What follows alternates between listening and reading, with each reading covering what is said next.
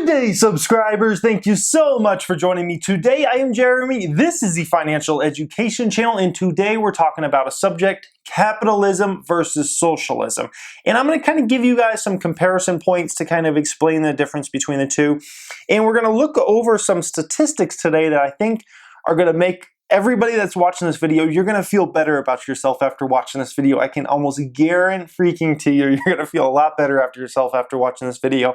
And I've had this one on my iPad like prepped out and whatnot for like 2 months, and I just haven't got around to doing it. And I'm like, you know what? Finally, I'm going to do this capitalism versus socialism video and kind of comparing the two and those kinds of things, guys. So I hope you enjoy this today. Hit that thumbs up button if you do, and let's get into this, guys. So first off, let's explain capitalism. Capitalism is an economic an economic and political system in which the country's trade and industry are controlled by private owners for profit, rather than the state. So basically, a simple way of explaining that is, if I make $1 million from my business next year, right? That in a straight capitalistic system, then that $1 million is mine. That doesn't belong to somebody else. The world should not view that as their money also. That's my money. In a straight capitalistic system, that's the way it works. And by the way, something I'll point out, it's almost impossible to find a straight capitalistic system, and it's almost impossible to find a straight socialist system. Almost every single country out there has some capitalistic qualities to it and some socialistic qualities to it. Maybe they're a little more leaning towards the social side, maybe they're a little more leaning to the capitalistic side, but almost every single country out there has a mixture of the two. So that was very important. I want to point that out there, guys. And then socialism. Socialism is a political and economic theory of social organization that advocates that the means of production, distribution, and exchange should be owned or regulated by the community as a whole. So, if I make $1 million next year from my business, the way the country will view that is that's still their money. And the way I have to view that is that's still the people's money. That money needs to be distributed around. That money is not just for me to keep. In a straight socialistic system, that money is going to be distributed around to everybody. Okay? So remember, there's no such thing almost as a straight socialistic system or capitalistic system. You almost need a mixture of both to make the country work in general. So that's basically the difference between the two and the different mindsets. So I want to point out something here, guys. The top 5 countries for medium income, are they capitalistic or are they socialistic? The top 5 countries for medium income are all socialist systems. Every single one of them. You can look up the facts on that. Are the 5 highest, GDP per capita type countries, or median income, they're all socialist countries. You would think it'd be capitalistic countries, right? Every capitalistic country should be up there. No, that's absolutely a false statement there. You go to some countries like Denmark and Sweden and some of those countries, people there are doing pretty good. There might not be as many rich people, like super rich, tens of millions of dollars, those kinds of things. But as a whole, they're doing pretty good for themselves. There's nothing to complain about there. Number 4, the United States actually has the 6th median income. So you would think the United States, with all our might and all our economic power and all these types of things, we would be number 1. We're number 6 on median income, guys. So we got a lot of people that are doing really great, but at the same time, we have so many people in this country that are doing really bad at the bottom, that are really struggling, that it weighs down the whole median income there, guys. So something to take into account there. Something else here. Listen to this. So 15% of the world's population makes less than $2 a day. Less than $2 a day. 15% of the world's population. That's extreme poverty there. That's just mind-blowing to me, guys. Mind-blowing. 15% of the country. 2017 making less than $2 a day. Crazy. This is even more mind-blowing, I think. 56% of the world's population, 56%, so over half of it, makes between $2 and $10 per day. Between $2 and $10 per day, 56% of the world's population. That's like, so if you add up the 56% and then the 15%, that's 71% of the world's population. 71% makes less than $10 a day. Less than $10 a day, guys. Holy smoke, 71% of the world's population. If that doesn't make you feel rich, then I don't know what does if you're watching this video. 13% of the world's population makes between $10 and $20 per day, still insanely low. Then we got 9% of the population that makes between $20 and $50 a day, still insanely low. And then the top 7% of the world makes over $50 a day. The top 7% of the world's population, as far as income goes, makes over $50 a day. It's mind-blowing to me to think about these things. That means, like, me, for instance, I don't think I would be in the top 1% of income earners in the world, but I would probably be in the top 2%, and for sure in the top 3%. And I certainly don't feel rich at all. Like, I don't feel like I'm balling out of control or anything like that, but I'm doing all right for myself. I would consider that, but it's not like I'm, got all this money in the world and those kinds of things.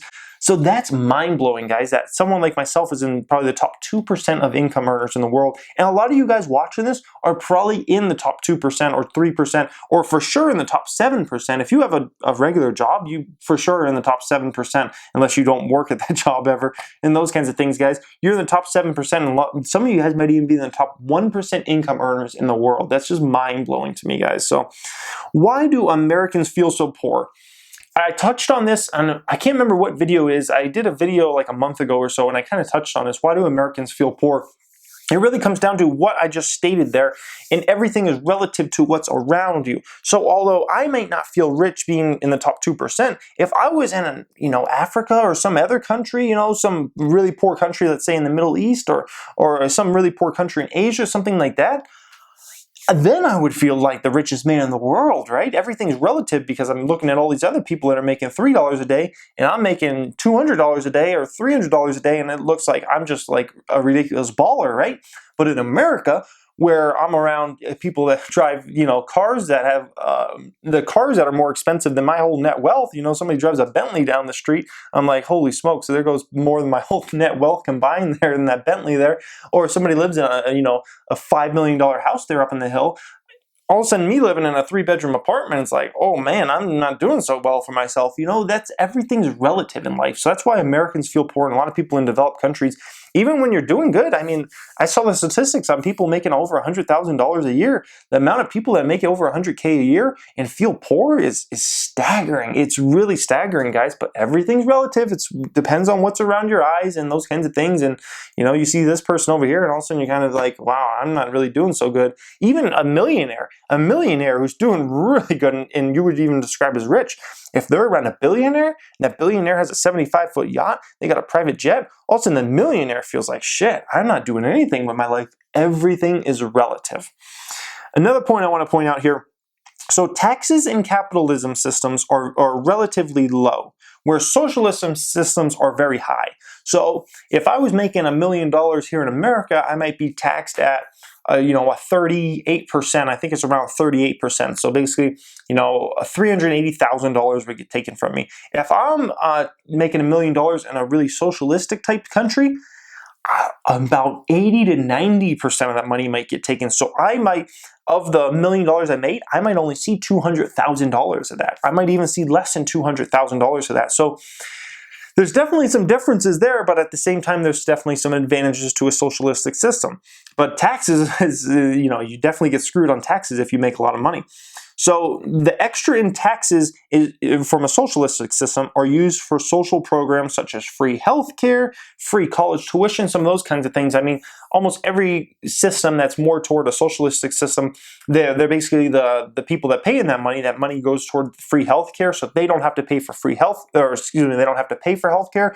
So think about the burden lifted off, millions of Americans if they didn't have to pay that $800 per month toward healthcare, the college tuition loans, those kinds of things. So when you look at it, it's like, damn, you get taxed so much, you get screwed so bad, 80% of your money gets taxed away. But then you think about, okay, how much do you spend on healthcare all the time? How much do those bills add up to? And then how much if you go to college and get a college tuition, how much do you have to pay for all those years and all that interest on that, guys? Some of those kinds of things. So you start thinking about that and you're like, maybe it's not quite as bad as it seems.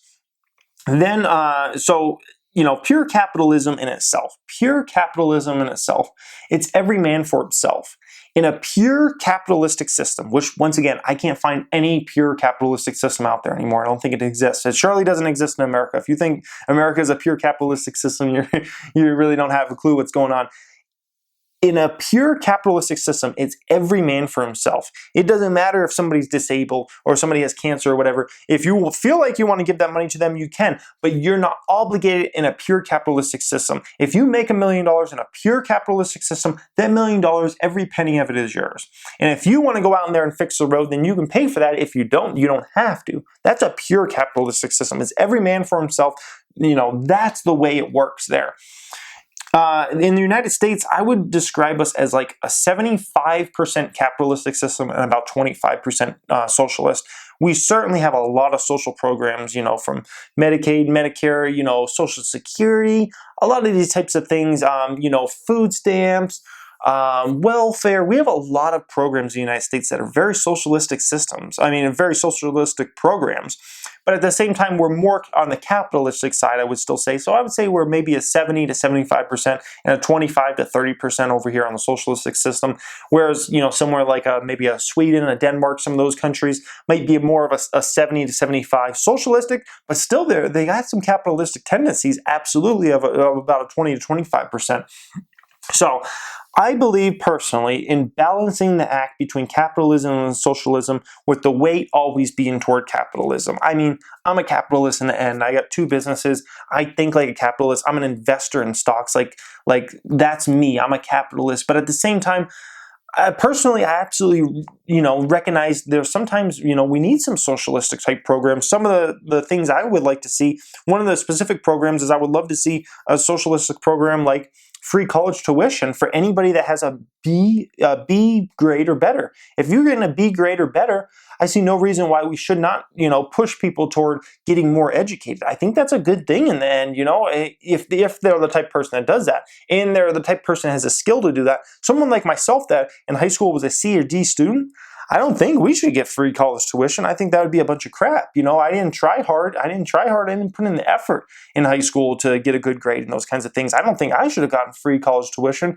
Lucky enough, I was fast, and so I did, but that's a whole other subject. So that's kind of my view on things. Balance the capitalistic system, balance socialism, make sure it's always a little more capitalistic, because I think a capitalistic system will always get people off their ass more, and humans are the smartest monkey out there, but we're still just a monkey in the end. We're motivated by things we see and those kinds of things, guys. If we weren't, we would never be where we're at. If we weren't motivated by money, some of those kinds of things, guys, all these advances we see nowadays, this would not exist. This YouTube platform would not exist in a non-capitalistic system. This camera right here I'm recording on, no, it wouldn't be around. In the amount of progress that's being made through healthcare, through a capitalistic system, has been quite amazing, guys. So balance them both out. That's my opinion on it. That's kind of the differences between capitalism and socialism. I hope you guys enjoyed this today. Let me know in that comment section what your guys' opinion is on this. I would love to hear your opinion, even if you're like, oh, we should be straight capitalistic only, or we should be only socialistic, or I would just love to hear from you guys. And I would love to hear from some of you guys that maybe come from a more socialistic system, which I know I have a certain segment of my viewers that come from more of a socialistic system. I would love to hear from you guys on this. If you just came across this channel, you have not subscribed yet, you may want to. We talk personal finance in the channel. I'm an actual business owner. I give away so many business tips. We talk the stock market the most of anything. Thank you for watching, guys, and have a great day.